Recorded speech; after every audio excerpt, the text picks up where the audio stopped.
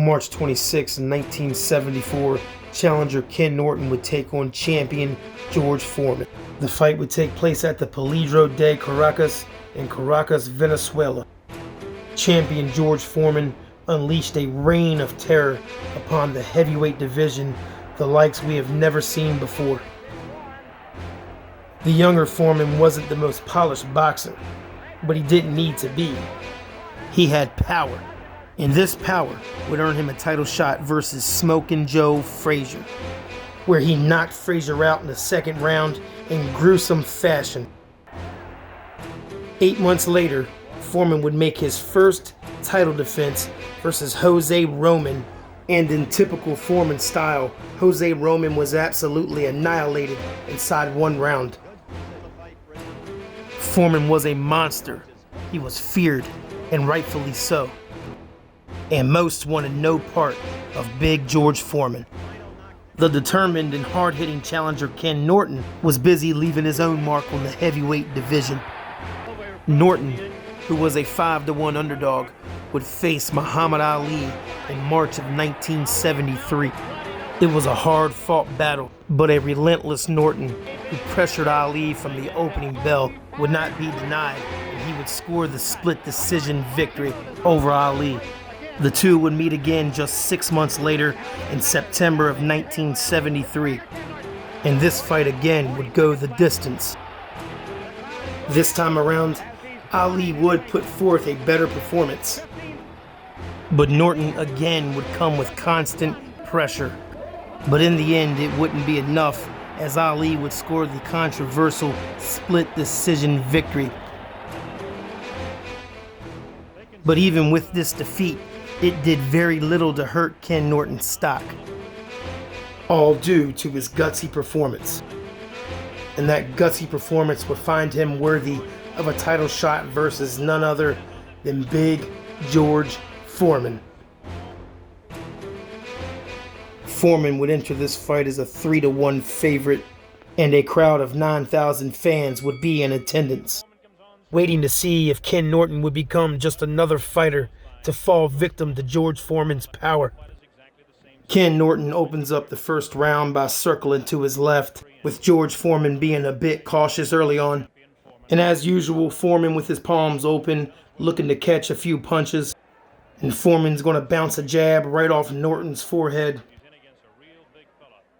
And Foreman's hands were so heavy, his jabs did damage. And now you're starting to see Foreman walking Norton down a little bit more, pressing the action. Norton lunges in with a wild left hook that misses. And now Foreman's starting to turn up the heat a little bit, letting his hands go, walking down Ken Norton. Norton lands a glancing left hook there, followed by a jab. And Norton has power, especially in that left hand. Looks like Norton grazes Foreman there with a left hook, but nonetheless, Foreman is not hurt. He lands a vicious right hook to the body, a left hook to the body. He's got Norton backed up, another right hook to the body, a jab, another jab, another jab. But then Norton answers with an overhand right, followed by a short left of his own. But it will take a lot more than that, as Foreman has one of the best chins in heavyweight history. Norton there lands another left hook. That one definitely connected, but Foreman still pushes forwards, working with his jab.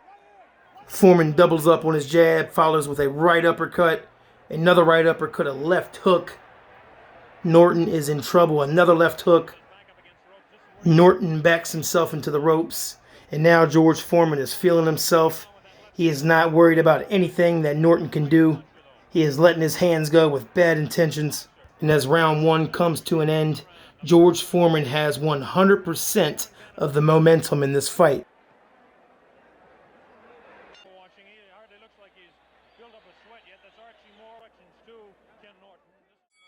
And as round two gets underway here, Norton will increase his punch output, most likely to keep Foreman at bay, and to simply give Foreman something to respect. And Norton has already felt Foreman's power, so he knows if he gets caught sitting still, that decision could have catastrophic consequences. And trust me, He does not want that.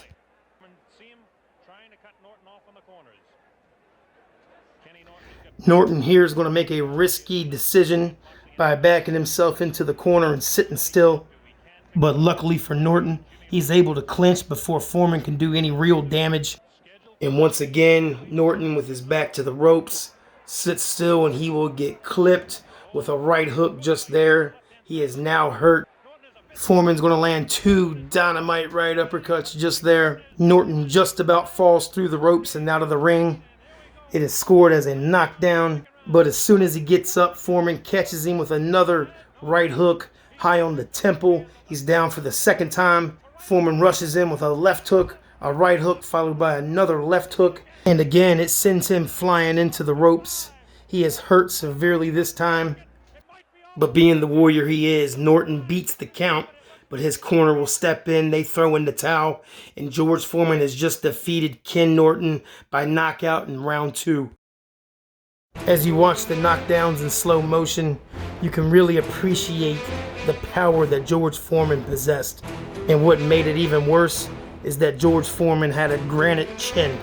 You were not getting him out of there with one punch. It was going to take a series of punches to land cleanly and accurately. And I've said it once before, styles make fights. And as usual, Ken Norton brought pressure from the opening round. And with Foreman's power, it was only a matter of time before Norton ran into something. And with that being said, thank you guys so much for watching.